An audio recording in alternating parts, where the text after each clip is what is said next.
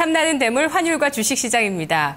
원화 강세가 뭐길래, 환율이 뭐길래 참 이해도 잘 안 되고 그러시죠. 그런데 좀 그렇게 생각하면 될 것 같아요. 저는 주식이랑 똑같이 생각하면 된다고 생각하는 게 주식도 올라가는 이유나 내려가는 이유가 그때그때 꼭 상승 이유가 있다고 올라가기만 하고 이런 게 아니잖아요. 상대적인 걸 따지는 거잖아요. 환율도 역시 맞습니다. 상대적으로 따져야 되고 사실 뭐 석학을 모셔야 된다고 하지만 그분들 모셨다고 해서 정확하게 전망할 수 있을까요? 네, 맞습니다. 네. 예. 그런 부분도 있는 것 같고 저는 아까 이제 말씀 들으면서 세 분 말씀 들으면서 생각이 들었던 게 지금은 뭔가 좀 그 변화 속에 있는 그런 변곡점이고 사실은 그러니까 지금 사실 주식시장에서 제일 중요하게 보는 게 미국과 유럽의 경기 회복이 낙수효과 얘기하셨잖아요. 언제 신흥국으로 퍼져나가느냐. 오늘 일단 중국의 그 무역 수지가 나왔던 점이 좀 호재로 받아들였던 부분도 거기에 대해서 힌트를 좀 얻은 거 아닌가라고 투자자들이 좀 생각했던 부분들이 있었던 것 같은데 그렇게 되면서 미국이 금리 인상하면 원화 약세로 가겠죠. 그럼요. 그거 아닌가요? 네, 아주 뭐 정리를 잘해주셨네요. 아주 잘해주셨는데 네. 이제 우리가 어쨌든 지금 시청자 여러분들한테 하고 싶은 얘기가 결론적으로는 네. 그 말씀이에요.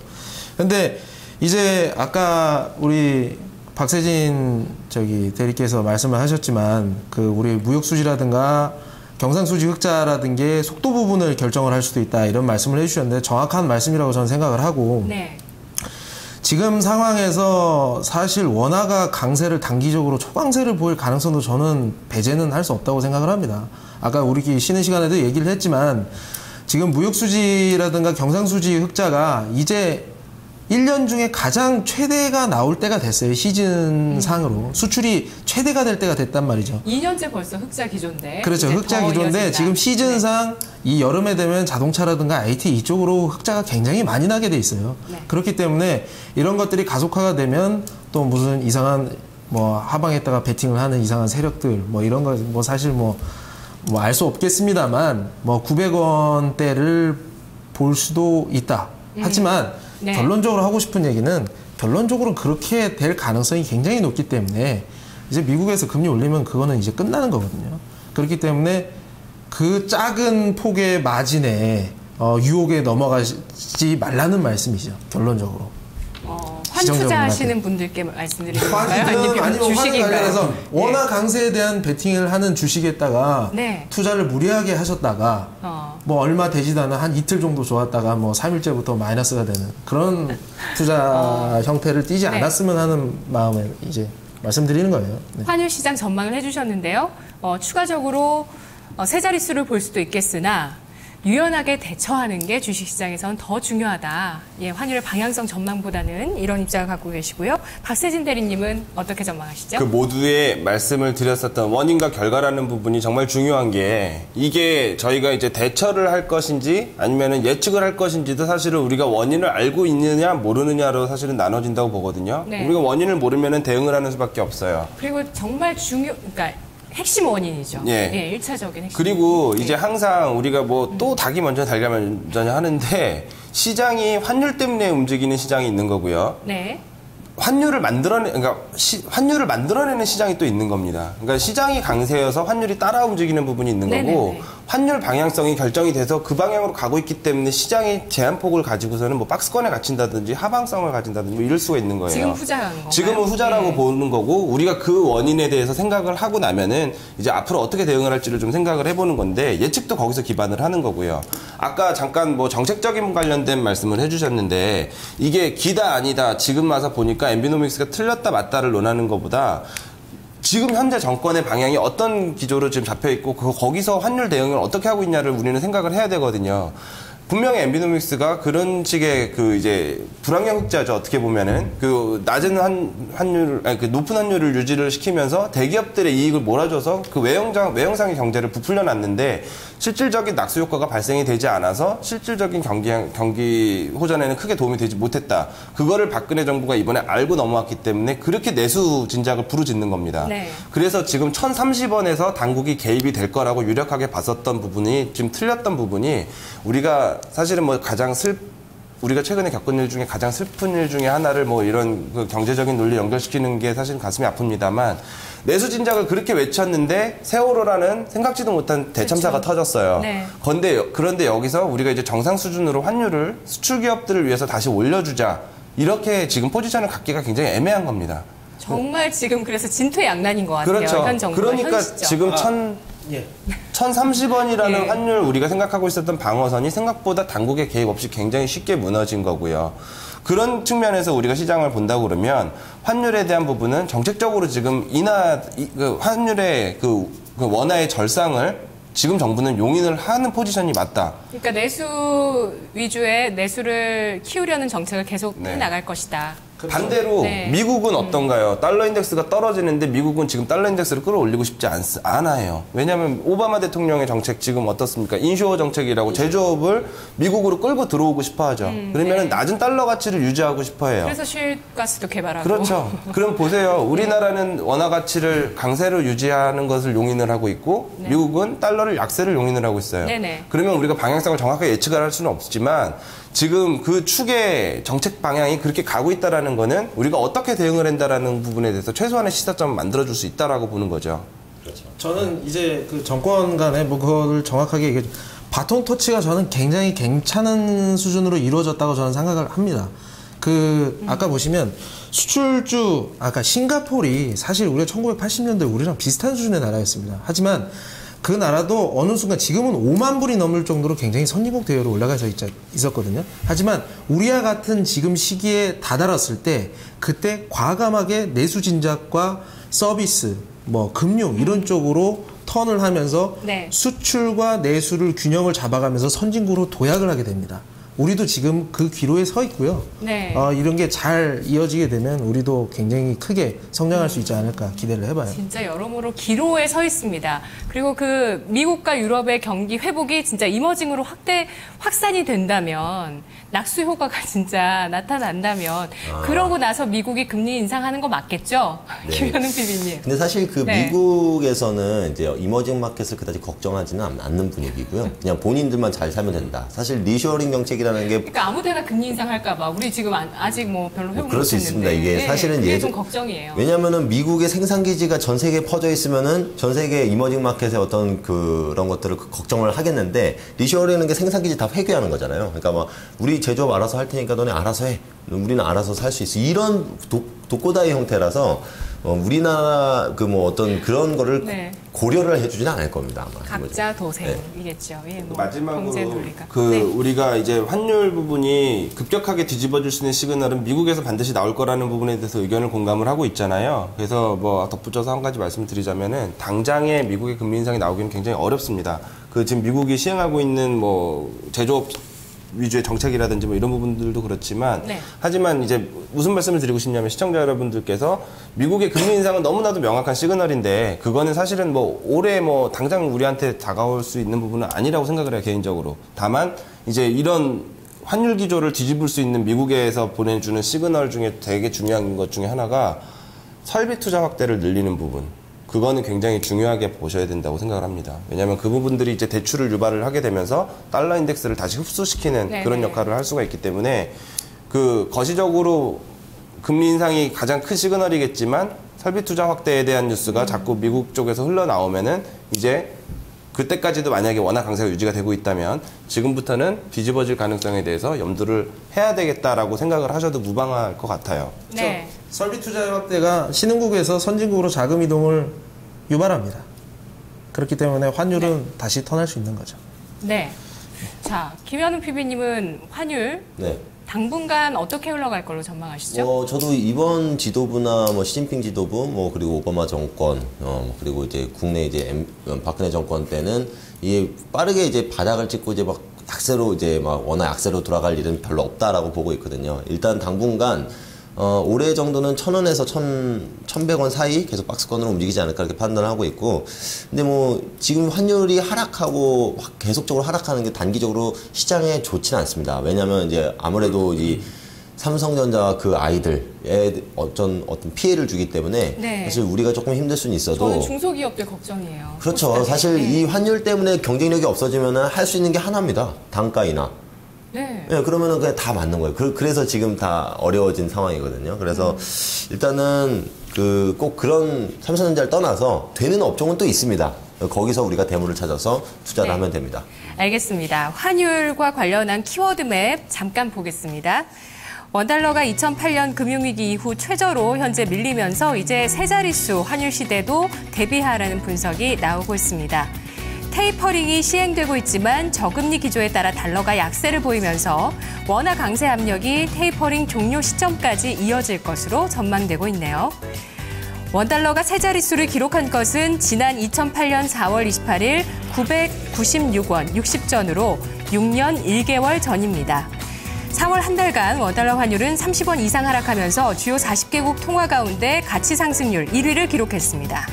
우리나라 경상수지가 지난 3월까지 25개월 연속 흑자 행진이었고 무역수지도 지난달까지 27개월째 흑자 기조였습니다. 이것이 원화 강세 원인이 됐고요. 여기에 달러와 약세 현상도 원인이 됐습니다. 기업은행 조사 결과 현재 기업들의 손익 분기점으로 인식되는 수준은 원달러 1,052원 80전 선입니다. 이보다 더 내려가면 기업 채산성이 나빠져서 손해를 본다는 거죠. 기업뿐만 아니라 재정당국도 비상입니다. 기획재정부는 환율이 10원 떨어질 때 세수는 약 1,400억에서 1,500억 원 감소하는 것으로 추정하고 있습니다. 수입 물품에 부과하는 관세나 부가가치세는 물품 가격을 원화로 환산해서 세금을 물리기 때문입니다. 자, 오늘 대물 세 분 베스트 3 어떤 종목 가지고 오셨을까요? 원화 강세 수혜줄까요? 아니면 환율과 관련 없는 그런 종목들일까요? 보시죠.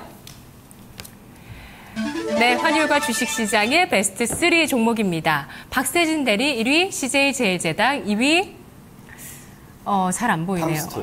팜스토리 3위는 현대위아. 네, 오늘 각자 발표해볼까요? 서동수 대리님은요? 1위?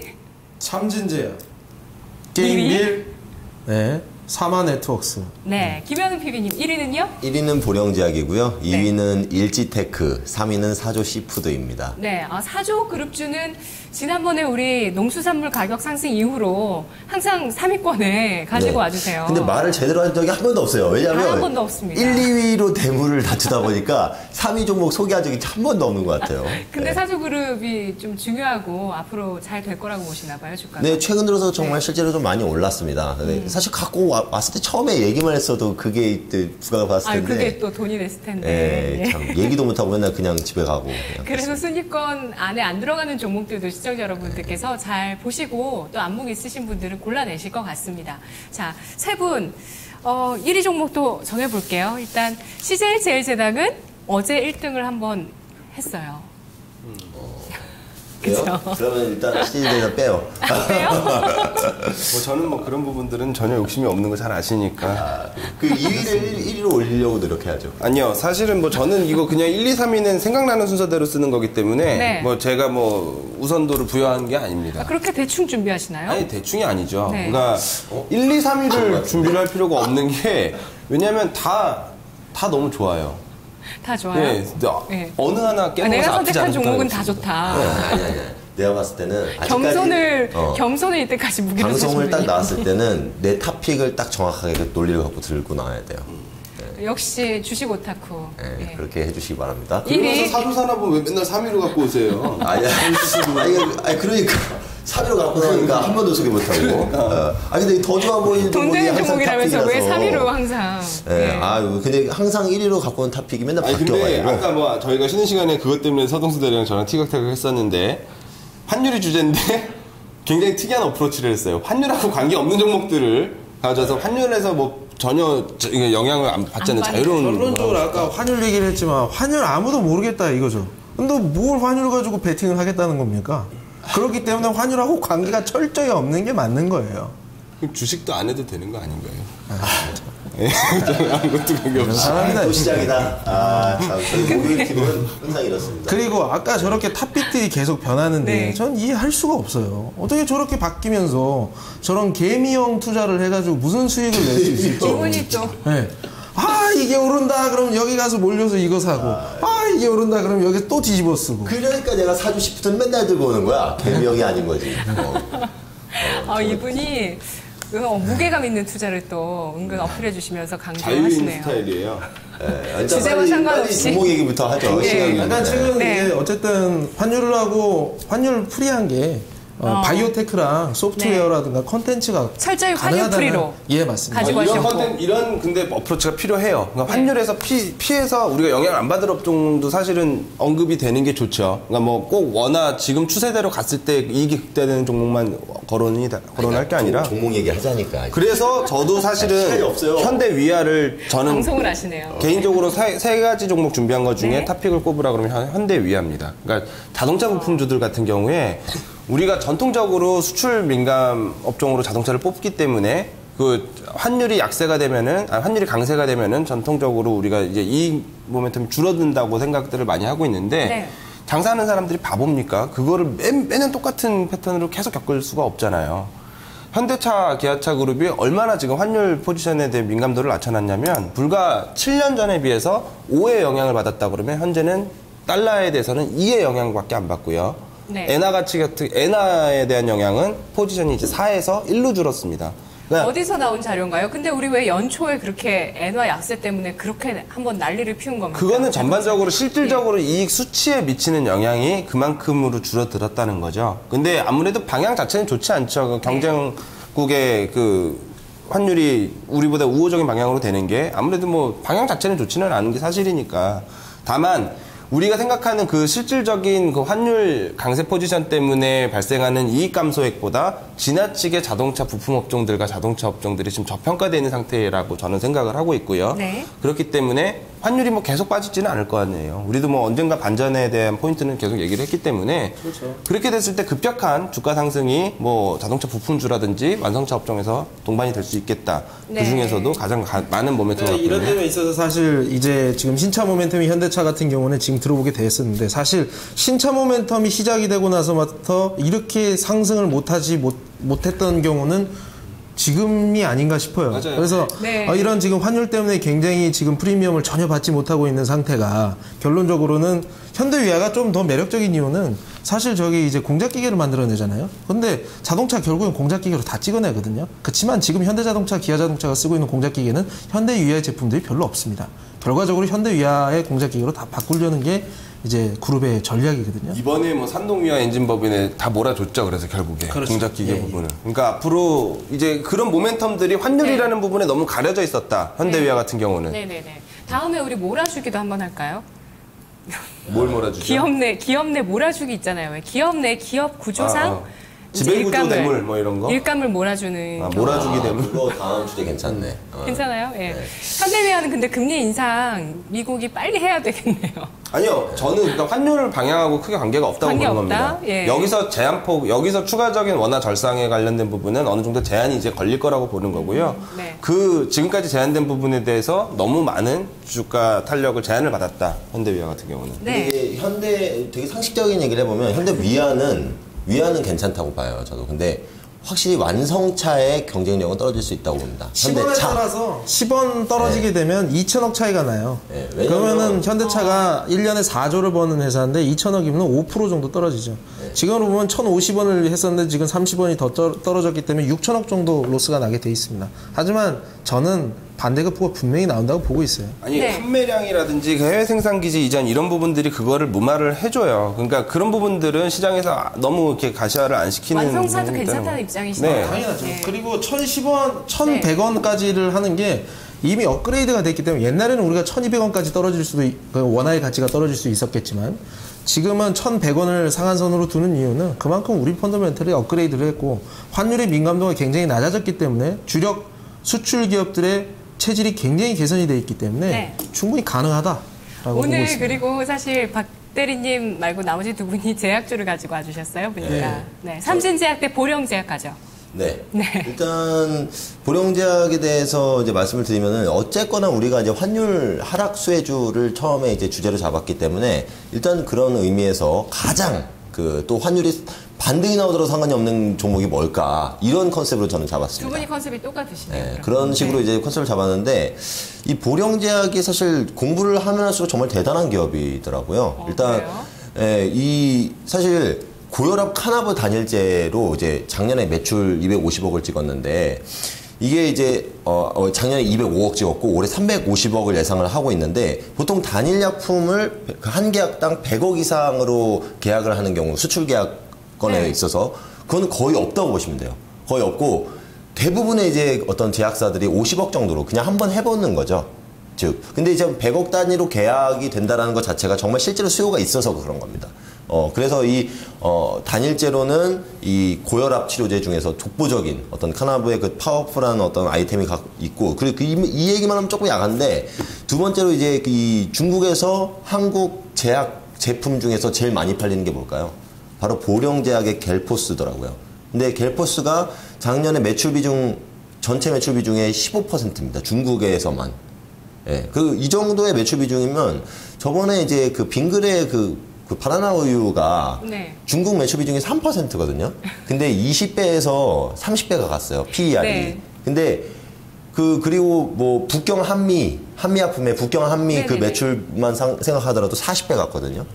근데 이제 지금 대형 제약사 PER이 17배 정도 하고 있습니다. 근데 보령제약은 매출 비중이 20%인데 스몰캡이라는 이유 하나만으로 아직도 14배예요. 전체 매출 비중의 20%가 중국에서 나온다. 네, 겔포스입니다. 그게 바로. 네. 네. 그래서 우리 옛날에 게다가 많이 드시는 것 같은데 요즘 안 드시는 것 같아요, 겔포스. 중국 사람들이 무지하게 좋아하는 거죠, 한마디로. 제일 많이 팔리는 그 제약 그 단일 제품이에요. 저는 요새 병으로 된 거 많이 마시죠. 그리고 네, 요즘은 잘 한 가지 더 모멘텀이 있는 게 그 군포시의 땅이 250억이 이제 상업용지에서 어떤 그 민간용지로 바뀌었거든요. 용도 변경이 되면서. 그러면서 250억이 850억으로 이익 실현을 하면서 그 재무적인 부동산 상황도. 투자도 잘하시네요. 예. 그러니까 그런 것들은 그냥 보너스고 예. 그냥 제가 말씀드렸던 영업이익 측면에 그 두 가지만 하더라도 네. PER 17배만 주더라도 지금보다 한 15%는 올라가야 돼요. 주가요? 상승률이. 예. 15%밖에 안 돼요, 주가? 정말 17배, 지금 14배니까 17배만 주더라도. 근데 네. 그 17배도 말이 안 되는 게, 말씀드렸다시피 PER 40배 받았다. 빙그레나 이런 것들은. 거기까지 아니, 중국 매출 준다면 더 늘어날까요? 계속적으로 늘어나고 있는 올해. 추세고, 예. 올해는 작년에 이제 매출보다도 더 늘어난 350억 정도 예상을 하고 있거든요. 네, 서대리님, 삼진제약이죠. 사실 뭐 보령제약도 상당히 좋은 주식인 거 저도 공감을 하고 삼진제약도 상당히 좋습니다. 좋고요. 지난번에도 한번 가지고 와주신 적 있으시죠? 예, 뭐 이제 그 주가 상승 아까 이제 PER 기준으로 아까 말씀을 해주셨는데 삼진제약 지금 이제 해봐야 뭐 한 10배 초반이거든요. 10배, 11배 수준이거든요. 오피마지 한 17%, 18%까지 가기 때문에 업사이드 측면에서는 이미 중국에 진출해 있는 것보다는 지금 일본 API의 기대감을 가지고 API 진출의 기대감을 가지고 있는 삼진제약의 밸류에이션 매력이나 업사이드 측면을 봤을 때 보령제약을 압도하지 않느냐. 저평가에 또 강점이 있네요, 아직까지는. 네, PER이 10배 정도라고요? 예, 맞습니다. 네, 일본 API는. 좀 죄송하네요. 예, 제가 일본- 너무 좋게 얘기를 해서 보령제약보다 훨씬 좋잖아요. 얘기하다 보니까. 그건 아니지. 그러니까 일본 API의 핵심은 코오롱 생명과학 에스텍 파마에서 봤듯이 위아나가 이제 계속 약세로 가면은 안 됩니다. 일본 API는. 네, 그건 알고 계셔야 돼요. 2위, 3위 굉장히 치열하게 다투고 계시네요. 네, 근데 이제 예. 아니, 현대위가 사실 1위 저도 아니었어요? 이제 근데 삼진제약을 네, 2, 3위 제약 다 올라가도 돼요? 아니 2, 3위 일위- 아니 지금 아니, 두 분이서 2, 3위 순위 안에 자동차 부품 들어가고 제약 2개 이렇게 괜찮을까요? 근데 이제 관계없죠. 삼진제약을 저도 근데 좋게 보긴 해요. 왜냐하면 네. 위아나 약세에 전 제동이 걸린다고 보고 있거든요. 네, 그래서 사실 자동차도 나쁘지 않을 거라고 생각을 하고 있고. 맞습니다. 네, 그런 부분 때문에 이제 일본 API도 이제는 좀 바닥을 찍지 않을까 이렇게 판단을 하는 거지만 정말 마음 편하게 투자할 수 있는 것. 중국이라는 양적 성장이 지속적으로 일어나고 있고 펀더멘탈을 정말 네. 너무너무 믿음이 가는 보령제약 이런 컨셉으로 들어간다면 장기 투자하는 마인드로는 훨씬 근데 더 사실 우리 주제가 지금 환율을 가지고 지금 모티브를 가져오는데 사실 삼진제약이 저는 뭐 떨어져 있는 바이오테크라고 얘기를 말씀을 드렸지만서도 사실 엔화가 만약에 반대 방향으로 움직이게 되면은 일본 쪽으로 나가는 API의 매출이 상당히 높게 올라갈 수도 있는 측면이 있거든요. 그리고 자동차도 결과적으로 이제 환율과 되지만 엔화가 방향을 틀므로 해서 가장 수혜를 크게 볼 수 있는 것도 자동차예요. 그렇기 때문에 네, 워낙 자동차하고 환율풀이라고 삼진제약은 하셨는데 결국엔 또 환율에 상관이 있네요, 삼진제약. 뭐 이게 뭐 아예 없는 회사가 어디 있겠습니까? 그러네요. 환율하고. 뭐 그런 주식 투자 안 해야 되는 게 맞겠어요, 아까 그렇죠. 말씀하셨듯이. 오늘은 그러면 제가 맨날 저 2주에서 1등 가져와갖고 삼진제약 1등 드리겠습니다, 저는. 아니요, 아니, 1위는 현대위하고 지금 2위 가지고 그래요? 두 분이서. 아니, 현대위아 어때요? 몇으로 가야 현대위아. 될까요, 현대위아? 근데 우리 프로그램에 저걸 봤을 때 현대위아는 상당한 상징성을 가지고 있다고 봐요. 이게 다음에 굉장한 수익률을 낼 수 있다고 봅니다. 알겠습니다. 아니면은 다음에 시간이 지나고 나서 아유 걔네들 이상한 얘기 많이 하더라 이렇게 욕먹을 수도 있겠죠. 근데 저희 그거 한번 해봤으면 좋겠어요. 뭐 이제 끝날 마당이지만 저희가 전에 이랬죠. 아니 팀별마다 다 추천 종목 올라올 거 아닙니까? 네. 그거를 뭐 요일 팀별 수익률을 나중에 점검을 해서 걱정 마세요. 저희가 뭐 특방 같은 거 준비하니까. 다른 팀하고도 좀 그런 붙여주세요. 수익률, 그럼요. 예, 수익률 걱정 마시고요. 저희가 다 체크할게요. KT뮤직이었어요. 왜 이래요? 그럼 현대위아 1위입니까? 예. 2위는요? 2위는 뭐 저희 두 분이서 알아서. 아니, 정해주셔야 돼요. 제가요? 중국이냐, 네. 일본이냐. 1위가. PR 조금 더 높은 거냐, 가격 매력이냐. 예. 저기 오늘 어버이날이니까 그 어버이 걸로 2위 드릴까요? 그럼 알겠습니다. 괜찮아요. 아우, 네, 전 괜찮습니다. 그런 거 싫어하는데. 아니 어버이면 1등을 줘야지 왜 2등을 줘? 아니 뭐 어버이가 1등하는 방송이 어딨어요? 아 그럼. 그냥 그 어드밴테이지. 3위는? 3위는 사주시푸드. 만년 3위. 한번 사주시푸드 맨날 갖고 오기만. 아니, 3위 올라가도 돼요? 사실은 제 종목이었습니다. 지금 3위 올라가도 아니, 저는 문제 근데 없습니다. 그거 안 지우고 그냥 3위 가져온 거 아니야? 아니, 2등만 아니, 정말 언젠가 얘기하고 싶어요. 언젠가 얘기하고 싶은데. 그러면 정해주세요. 그래도 사주시푸드냐? 고령제약이 고령제약. 더 나아요? 너무, 예, 네. 저는 거의 확신을 하는 수준이기 때문에. 네, 알겠습니다. 3위가 오늘 환율과 주식시장에서 또 제약주가 2개 올라가는 것도 어떤 의미는 있을 것 같아요. 예, 다시 한번 정리해 볼게요. 1위는 현대위아, 2위는 삼진제약, 3위는 보령제약입니다. 내일 뵐게요. 고맙습니다.